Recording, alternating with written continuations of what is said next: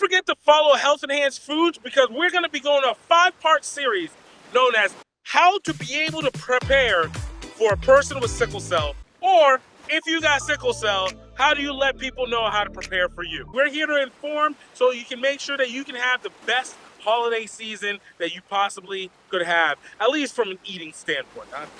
There's levels to this. This first part is going to be about what is sickle cell. Because a lot of people know the term but don't know exactly what that means. First and foremost, sickle cell disease is literally when the blood cell is in the wrong shape. And that's when everything starts to go wrong from there.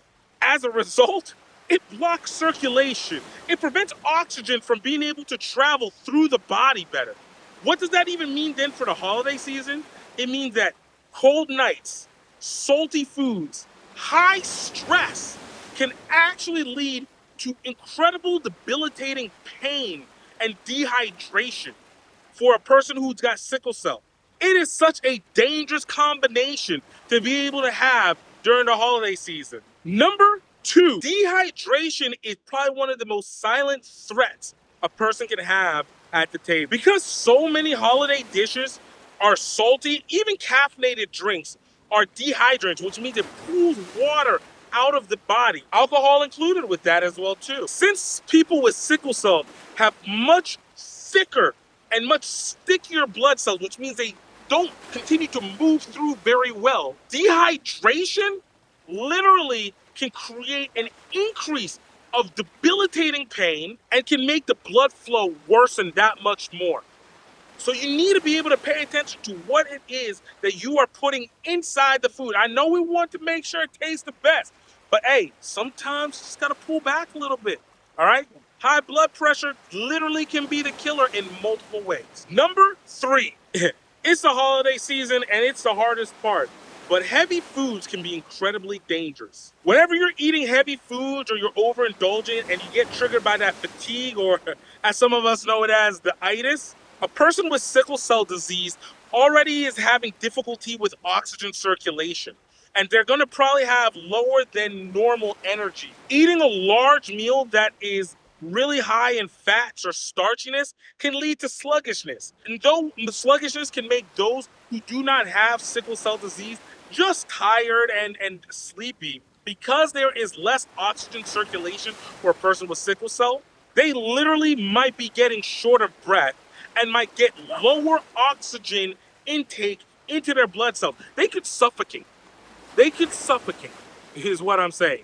So you gotta watch out how much you're putting onto their plate. If they're saying, hey, I can't eat anymore, and you're saying, you're looking skinny, you're not being fed. No, they gotta be paying attention. They gotta pay attention to how much they're eating. Number 4, major temperature changes can set off a cascade of pain triggers inside the body for a person with sickle cell. If you're especially in a cold weather area, obviously that's not where I'm at right now.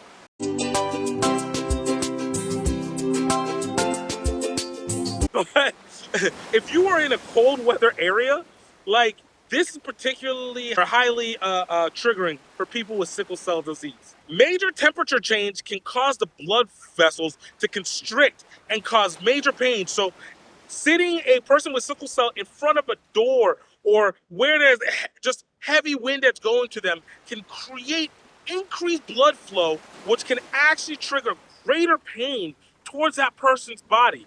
Now, on the plus side, you can regulate this with hot tea, hot soups, things like that, to be able to normalize the body and be able to normalize the blood vessel flow so that person isn't just sitting constrained back in all the pain. And lastly, number 5, the food choices that a person with sickle cell makes can make or break the rest of that night. Nutrient-rich foods that are high in folates, iron, or antioxidants are amazing for people with sickle cell because it rebuilds the blood vessels.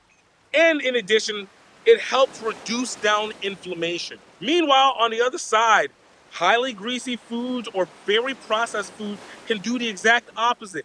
Not only can they create much more constriction in the blood cell because of poor intake, but they also can create higher levels of inflammation that also increase the level of pain that a person with sickle cell can suffer from because of what they're eating.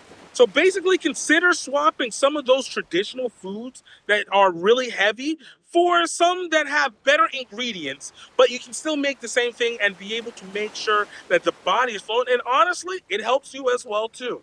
I truly hope this at least helped in this first series of what is sickle cell and how it affects people in this first series. But obviously, I want you guys to be able to keep coming back. Check out the rest of our series. And while you're at it, if you are a person that is suffering from sickle cell or happens to be a person who knows someone who suffers from sickle cell, go check out our website at healthenhancedfoods.com/shop and check out our anti-sickling bread mix that can help you be able to cook the right kind of food to help you be able to reach and take care of your friend or family that has sickle cell. Use promo code HEFHolidays to be able to get 20% off your first 2 bags of baking mix. We don't want you to be able to have any suffering, and we want you to be able to take it easy so that you don't have to think so much, but you get to be able to enjoy, as well as everybody enjoy, the community and friend and loveliness that you'll have for this year. Until then, my name is Gifte Bailu, here with Health Enhanced Foods. We'll talk soon.